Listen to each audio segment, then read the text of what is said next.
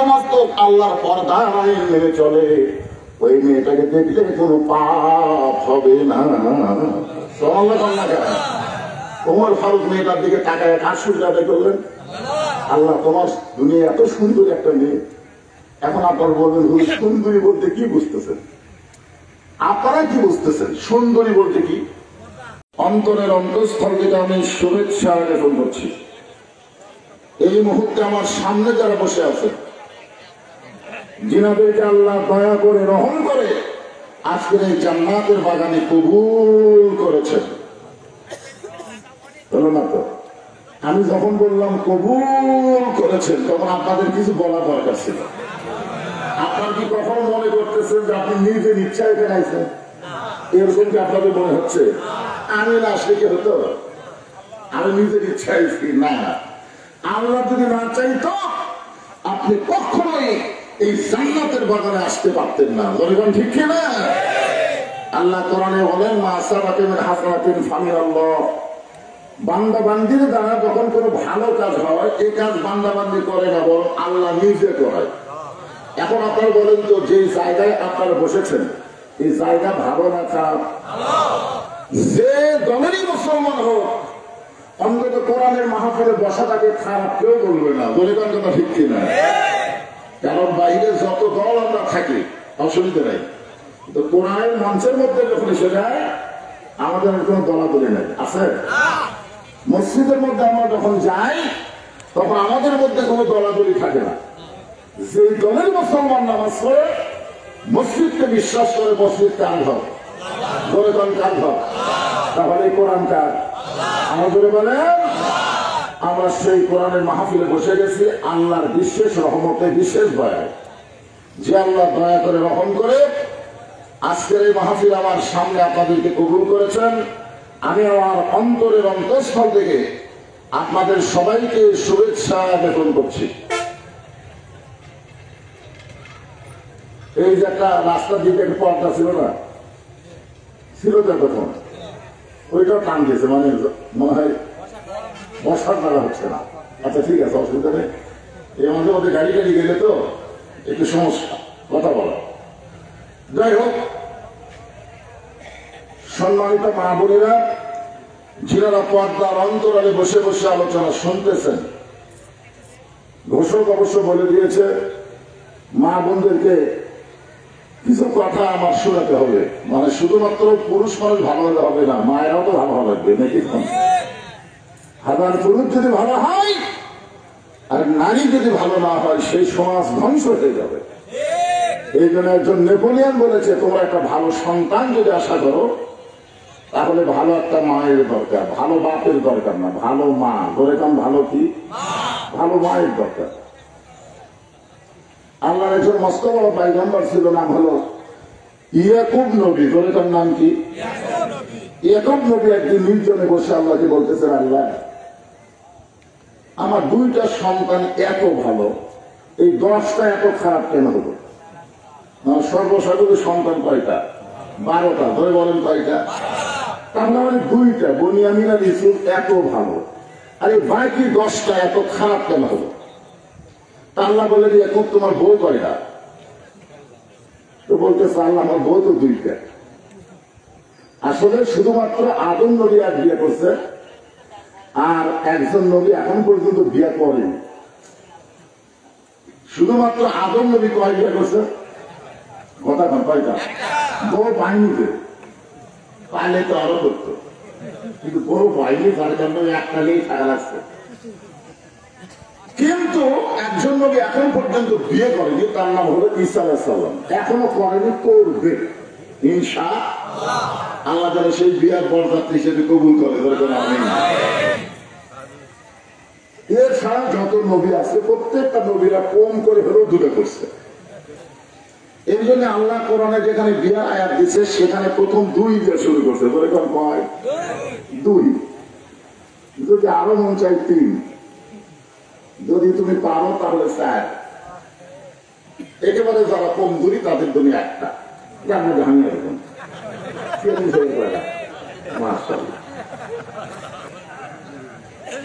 মানে এক বিয়ের মধ্যে যে মজা নাই যারা 2 বিয়ে করছে ওদের কাছে গল্প শুনবেন, ওরা সে গল্প করে যে এক বউ যদি রাগ করে আমি খালি করে তোমার কাছে যাবো, কিন্তু চাই না, আমি ঠিক করে গেলাম।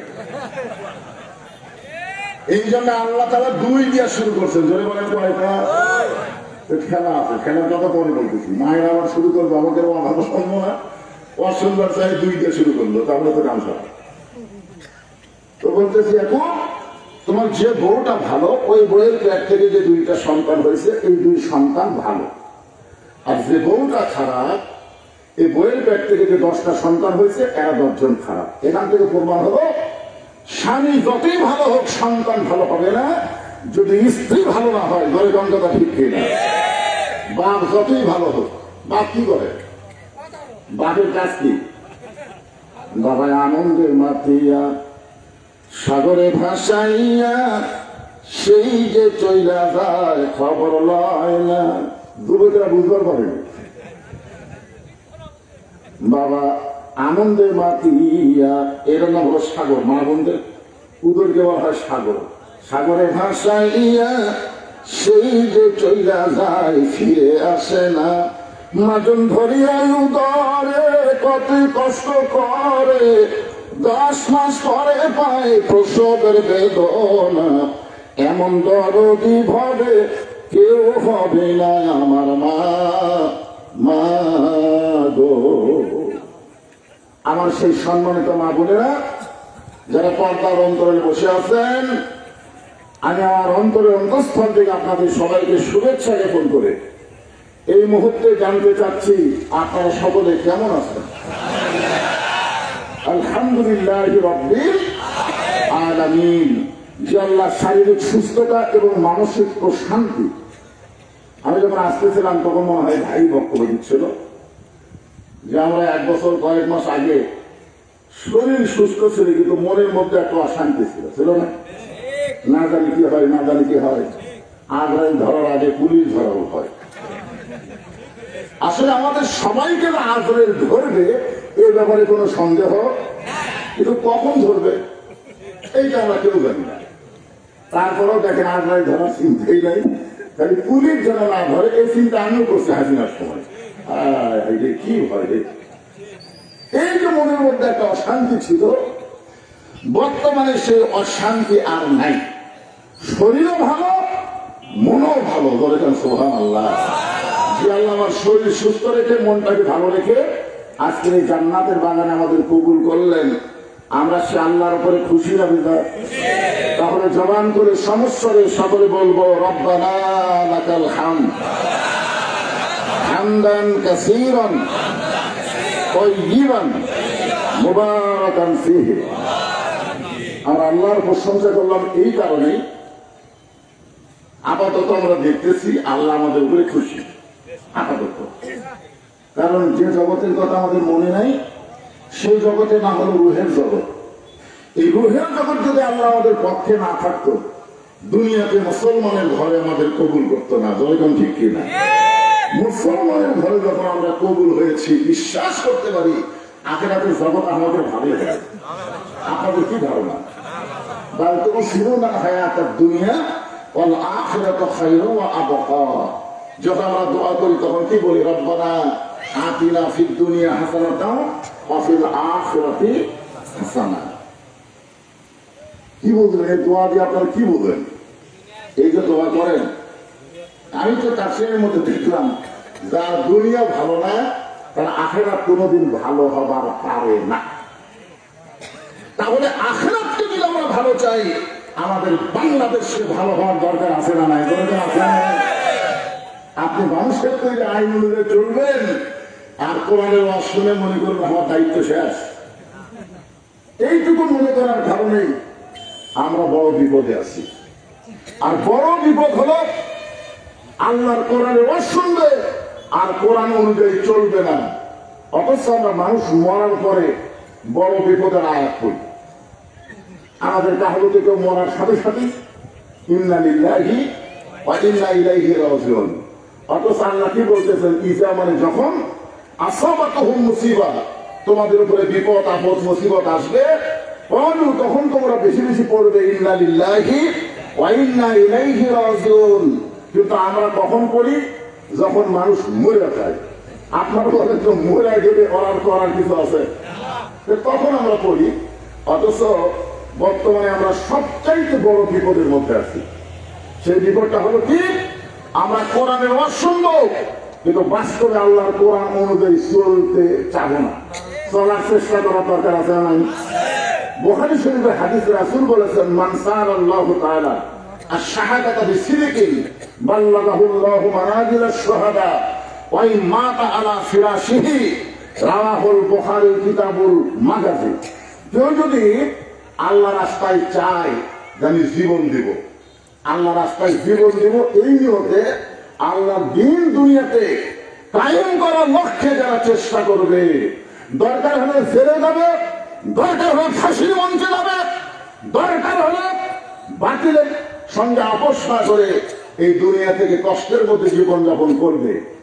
আমি মা তাআলা ফিরাশিহি, সে ব্যক্তি যদি একসময় নিজের বিছনার মধ্যে মরে যায়, মানে সাধারণভাবে যদি লিখতে হয়, বাল্লাগাহুল্লাহু মানাজিলাশ শুহাদা, হাসরের ময়দানে আল্লাহ তাকে শহীদদের কাতারে দাঁড় করায় দিবে। চিন্তা করে দেখেন, এই আল্লাহর কোরআনের ওয়াজ শুধু শুনলে হবে না, বাস্তবে আল্লাহর কোরআনকে আমাদের গ্রহণ করা লাগবে। জোরে কোন কথা ঠিক কিনা? হ্যাঁ, ঠিক থাকলে ঠিক। আমরা আল্লাহর প্রশংসা কম করবো না বেশি করবো? কেন করবো? দুনিয়াতে আমরা মুসলমানের ঘরে আল্লাহ কবুল করেছেন। আমরা আল্লাহর প্রশংসা এই কারণে বেশি বেশি করবো যে আল্লাহ তাআলা দয়া করে আমাদেরকে বিশ্বনবীর উম্মত হিসাবে কবুল করেছেন। বিশ্বনবীর উম্মত বোঝেন আপনারা? আমাদের নবী শুধু নবী না, আমাদের নবী হলেন আমাদের একজন নেতা। কেমন নেতা? হ্যাঁ, আজকে আমাদের বাংলাদেশে অনেক মুসলমান দল করে, ওই দলের নেতাকেই নেতা হিসাবে মনে করে এই নেতা। আমার নেতা বাহিরে আছে, এখনো দেশে আসেনি। মুসলমানের বাচ্চা, যাকে তাকে নেতা মানাও যাবে না, নেতা পড়াও যাবে না। নেতা হলেন মুহাম্মদুর রাসূলুল্লাহ। দুরূদের মধ্যে পড়তেছি আল্লাহুম্মা সাল্লি আলা সাইয়্যিদিনা মুহাম্মদ, আমরা তার প্রতি দরুদ শরীফ পড়তেছি, যিনি হলেন আমাদের নেতা। আজকে আমরা নবীকে নবী বলি, খালাস। নেতা হিসেবে সাধারণ একজন মানুষের পিছনে ঘুরি, জীবন সময় নষ্ট করি, মাঝে মধ্যে স্লোগান দেয়, আমার নেতার চরিত্র ফুলের মতন পবিত্র, নামাজ পড়ে না একত্র। ধরে খন্ড ঠিক কিনা? এরকম কিছু নেতা আছে না? আমরা কোন নেতা পাইছি যে নেতা সম্পর্কে আল্লাহ কোরআনে বলেছেন, লাকাদ কানা লাকুম ফি রাসূলিল্লাহি উসওয়াতুন হাসানাহ। যদি তোমরা সফলতা অর্জন করতে চাও, তাহলে বিশ্ব নবীর আদর্শকে তোমরা গ্রহণ করে নাও। আমাদের নবীর আদর্শ কি? সে আদর্শই হচ্ছে আল্লাহর কোরআন। বলেন সুবহানাল্লাহ। আসুন সেই কোরআন থেকে আমি আপনাদের সামনে আলোচনা করব। আমরা সকলেই কোরআন সম্পর্কে একটা সাধারণ আইডিয়া নিব। এই কোরআনের মধ্যে কোনো সন্দেহ দু একজন বললেন, বাদ বাকি মুখ খুললেন না, তার মানে কি সন্দেহ আছে নাকি? এই কোরআনে কোনো গোজামিল, এই কোরআনে কোনো ধোঁকা, যেই কোরআনে গোজামিল নাই, সন্দেহ নাই, ধোঁকা নাই, সেই কোরআন বাদ দিয়ে মানুষের তৈরি সংবিধান নিয়ে চলতেছেন। আর মাঝে মধ্যে বলতেছেন পবিত্র সংবিধান। এই সংবিধানের বাইরে যাওয়া যাবে না। যে সংবিধান মানুষ দেখে নিজের হাতে, একজন মুসলমান সেই সংবিধান অনুযায়ী চলতে পারে না। মুসলমানকে চলতে হবে আল্লাহর কোরআনের সংবিধান দিয়ে। গরিবতা হচ্ছে না। সেই পবিত্র কোরআন থেকে আমাদের কাহলুতে কোনো মানুষ যখন মারা যায়, মরার কথা শুনি সকলে বলেন ইন্না লিল্লাহি ওয়া ইন্না ইলাইহি রাজিউন। আপনাকে খেতলার আক্কেলপুরের খবর কি? মানে খেতলার আক্কেলপুর এই জন্যই বললাম, যেখানে বসে আছি ওটা কি এরা আক্কেলপুর, যেখানে বসে আছি এই জন্যই বললাম খেতলাল আক্কেলপুর। আজকে একটা মাহফিল হবে, একখানা বসো আর একখানা কোয়াশ।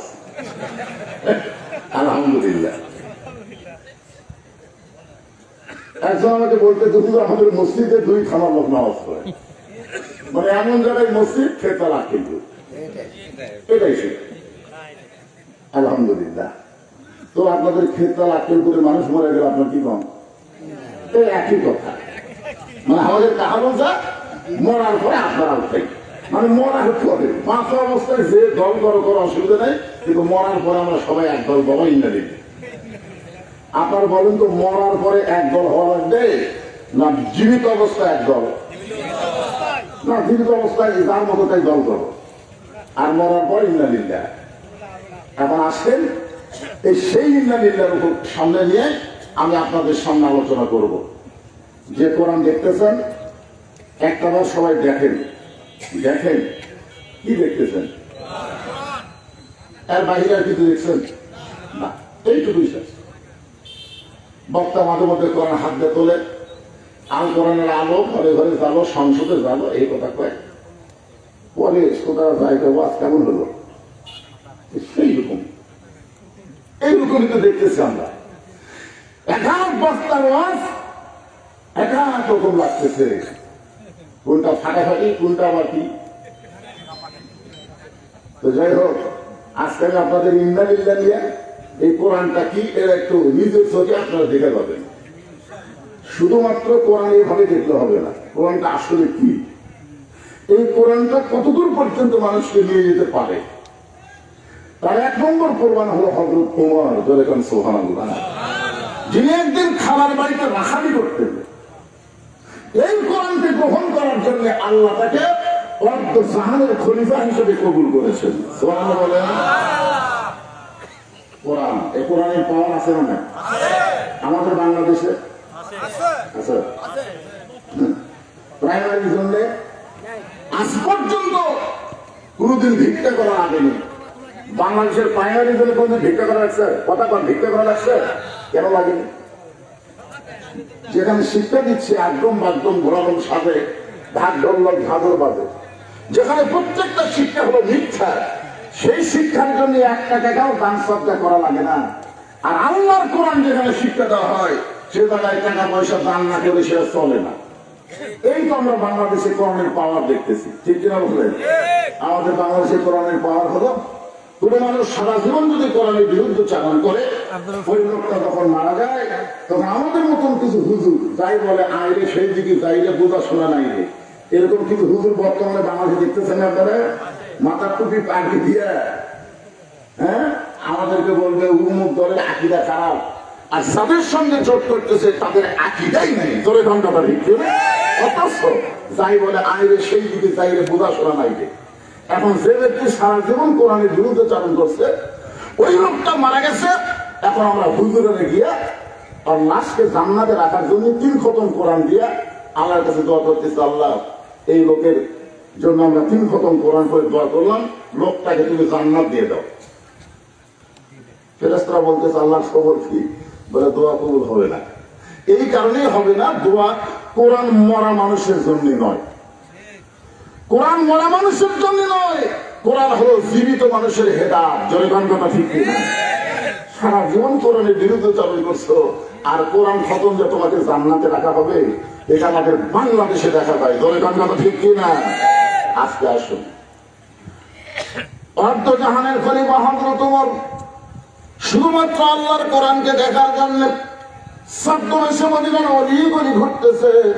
হঠাৎ হযরত ওমর দেখতে পায় 2 পাহাড়ের মাঝখানে একটা গিরিপথ, ওই গিরিপথের মধ্যে একটা সুন্দরী মেয়ে ধীর গতিতে হেঁটে হেঁটে চলতেছে।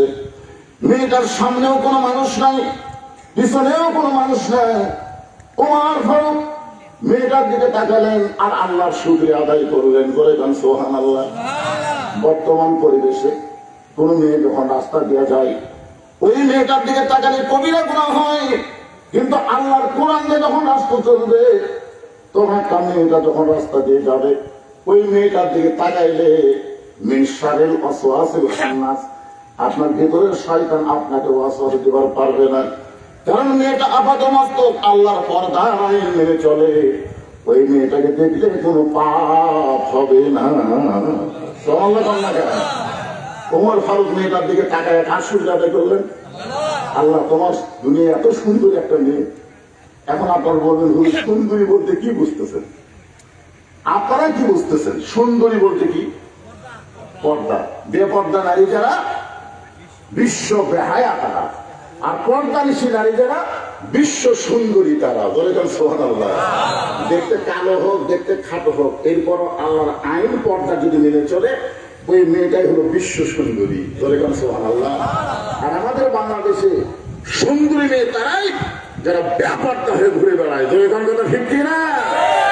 ওমর ফারুক মেয়েটার নিকটে গেলেন, সালাম দিয়ে বললেন, মা এই নির্জন পথে তুমি একা একা চলতেছ, তোমার সামনেও কোনো মানুষ নাই, পিছনেও কোনো মানুষ নাই।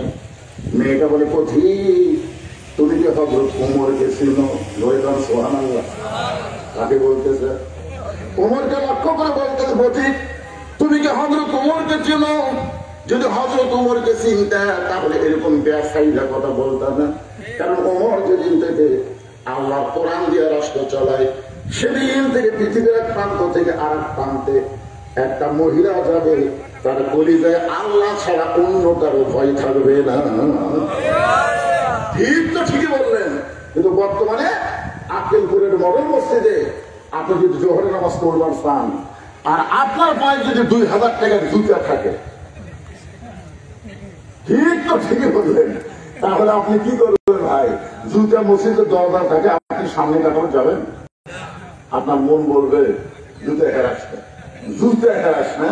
কারণ বর্তমানে বাংলাদেশে যে আইন চলতেছে, এই আইনে চোর, ডাকাত, বাটপার, সাদাবাজদের মশান বাড়তেছে, ধরে কথা ঠিক কিনা? 2 চোর মসজিদের চারিধার ঘুরতেছে, বলতেছে আমাদের ভয়ে সব ভালো জুতা মসজিদের মধ্যে ঢুকছে, আমাদের ভয়ে। দেখছেন, চোর বুকে থাবায় দেয় আমাদের ভয়ে। যে আইন চলতেছে, এই আইনে চোর ডাকাত বাটপারের মশান হবে। আর আল্লাহর কোরআন আইন যখন চলবে, তখন বাংলাদেশ অনুবেক্ষণ যন্ত্র দিয়ে চোর ডাকাত বাটপার খুঁজে পাওয়া যাবে না। জোরে কোনো কথা ঠিক না? এখন 2000 টাকার জুতা হাতে দিয়েছে, মুয়াজ্জিন দৌড়ে এসে বলতেছে, ভাই আপনি আল্লাহর ঘরে ঢুকতেছেন, কি দোয়া? বলতেছে আল্লাহুম্মা আফতাহ লি আবওয়াব রাহমাতিক। তো দোয়া তো ঠিকই বললেন, গান পাওয়া ঠিক দিলেন, জুতা কেন? তখন বলতেছে, ভাই চোরের ভয়। এখন আপনারা বলেন, আল্লাহর ভয় চোরের ভয় একই কলিজার মধ্যে যদি রয়, তার কোনদিন নামাজ কবুল হবে? তাহলে আল্লাহর ভয় শুধুমাত্র অন্তরে রাখতে গেলে এই মানুষের তৈরি সংবিধান আর চলবে না। আল্লাহর কোরআনে আইন চালাতে হবে জায়গা মতো। ধরে কান্ত তো শিখছি না, সেই জায়গার নাম কি? আরো জোরে জোরসে বলেন।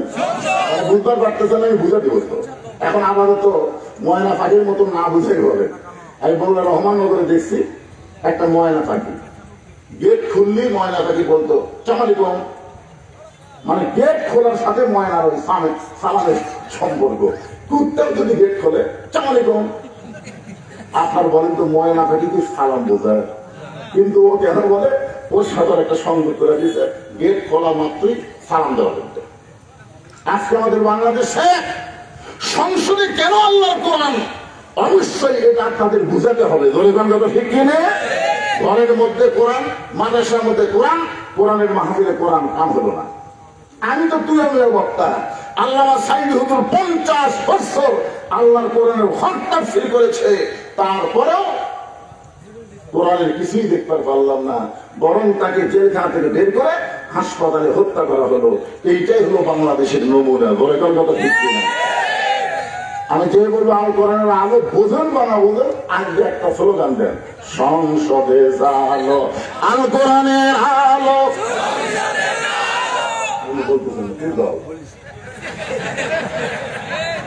আমি বলছি ভাই, আপনি ওই জায়গাটা যে দল করেন করেন, অসুবিধা নেই, কিন্তু আমরা খালিয়ে দলে সবাই কয় দল। মসজিদের মধ্যে চেয়ারম্যান সাহেব আমার সাথে যদি নামাজ পড়ে আর সামনে যদি 4 আঙ্গুল যায়, আমি কি খাড়ায় থাকবো?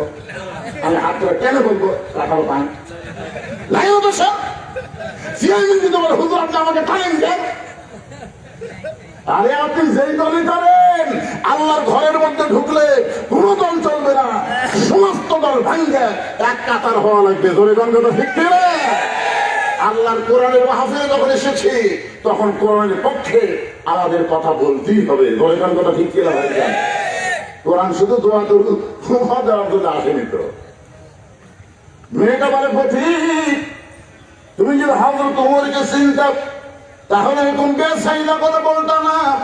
ওমর আল্লাহর কোরআনকে যখন থেকে রাষ্ট্র চালায়, তখন থেকে পৃথিবীর এক প্রান্ত থেকে আর এক প্রান্তে একটা মহিলা যাবে, ওই মহিলার পরিচয় কেবলমাত্র আল্লাহ ছাড়া অন্য কারো ভয় থাকবে না। ওমর ফারুক বললেন, মা তোমার কথা শুনে আমার খুব খুশি লাগতেছে, কিন্তু তুমি যে ধীর গতিতে চলতেছ, আমার মনে হয় তোমার ভিতরে কোনো দুঃখ আছে। আমার মনে হয় তোমার ভিতরে কি আছে? কোনো দুঃখ আছে। মেয়েটা বলতেছে, আসলেই তাই, আমি একজন দুঃখী নারী। আজকে 6 দিন হলে হযরত ওমরকে আমি খুঁজে বেড়াই। আমি আসলে একজন দুঃখী নারী, আজকে 6 দিন হলে হযরত ওমরকে আমি খুঁজতেছি। ওমর ফারুক বললেন, মা তুমি কি পাগলি নাকি? ওমরকে যদি খুঁজবার চাও তাহলে বঙ্গভবনে যাও, গণভবনে যাও, সংসদ ভবনে যাও, রাষ্ট্রীয় ভবনে যাও। এইগুলো ভবন বাদ দিয়ে তুমি 2 পাহাড়ের মাঝখানে খুঁজতেছো, ওমরকে উঠতুম না? তুই পাহাড়ের মাঝখানে খুঁজলে তুমি তাকে পাবা? মেয়েটা বলে, ঠিক তুমি জানো না, আল্লাহর কোরআন যখন থেকে রাষ্ট্র চলবে তখন থেকে নেতাদের খোঁজা লাগবে না, নেতারাই দুঃখী মানুষকে খুঁজে বেড়াবে। ধরে গন্ধটা ঠিক না? আজকে নেতা খোঁজা লাগবে, গরিবের বন্ধু সমাজ সেবক জনগণী হাইরে দরদি নেতা ভাই ভোটটাই ওই সালার এলাকার নাই। ধরে তো কথা বল না, আর এলাকার নাই। হঠাৎ মাঝে মধ্যে বেড়াবার আসে, বসন্তের টুপি মাঝে মধ্যে আসে, তো যারা দয়া করে ভোট দিতে ওই গরিবের নেতার সাথে দেখা গেল ওর কাছে যাই দেখে চান্সের অত্যাচারে নেতার ধারুতে দেওয়া হয় না। এত চান্সে বুঝলেন, নেতা মানেই চান্সে। এখন চান্সের অত্যাচারে নেতার কাছে দেওয়া হয় না। এই নেতারা ভোটের আগে বললো গরিবের বন্ধু জনকর্মী সমাজ সেবক, এখন ভোট পাইয়া চান্সের অত্যাচারের কাছে দেওয়া হয় না। এটা কোনো নেতৃত্ব নয়। মেয়েটা বলতেছেন, প্রতীক শোনো, আল্লাহর কোরআন যখন রাষ্ট্র চলবে তখন নেতা খোঁজা লাগবে না, নেতারা দুঃখী মানুষকে খুঁজে বেড়াবে। আমি 6 দিন হলে ওমরকে খুঁজতেছি, আর 1-8 দিনের ভিতরে যদি ওমরকে না পাই তাহলে জায়গা মতো বিচার দিব। বুঝতে পারেননি? যদি 7 দিন, আমার সময় কয় দিন? 6 দিন খুঁজেছি, আর 1-8 দিনের মধ্যে যদি ওমরকে খুঁজে না পাই তাহলে জায়গা মতো বিচার দেব। যে বলেছে জায়গা মতো বিচার দেব, ওমর ফারুক হাঁটু গেড়ে বসে গেছে। জায়গা বোঝেন?